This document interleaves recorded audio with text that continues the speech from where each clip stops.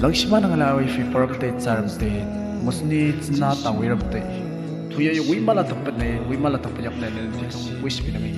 thuye good friday te nangle chukru thaka pe those wimala iradi tla ye shala de wimala iradi good friday tla na tla ko chukuna ai ngora thai pha mai thai nangla ya kamna no ai pomoya de jishuya da rola cross kiya da jitaka na malama na khangwe ne shiwi shala da shiwi la na tla no awi pop moda pinarola yana malanga ko sukru kakina ka hau pina bashmi mati wi moda rola jita kai wina mana khang na shiwi ira pina shiwi nangala khang na ngila oi man kamra sa man na sa hauram malikam da ya da hauna ta ningi tanang le likam da ya da jishuna hau mai no ai da hau mai malai wulo no ai kham da malai wulo ai wi lang kham da rola holo ai da no kai wi la dai ai da no kai wi ye mathada la kamdaya da rollo tana jishuna no ai moda hauda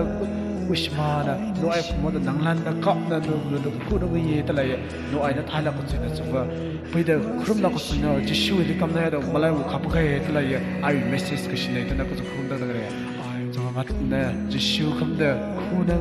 wilo jishu ai no mas bi ko shi ho shla bi lo tana kullu lo tala ye ko ku kham thongba ga ai na da na ga ai message Zula message ko zakuna kukul zulala na kukul otla itang nangi hallelujah hallelujah praise the Lord Jishuna she will zu fuck my way she holds zu long enough she will know